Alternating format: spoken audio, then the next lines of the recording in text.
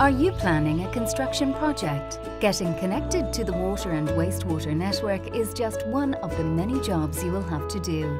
We're here to make it as straightforward as possible. You will have a number of steps to take along the way.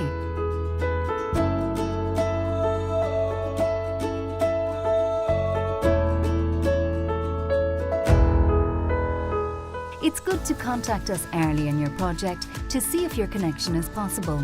Send us an inquiry with your location map and layout map showing the connection point you want. We'll review them, and if your connection is possible, we'll send you a confirmation of feasibility, which you can submit with your planning application. If you already have planning permission, you can move straight to the connection application form.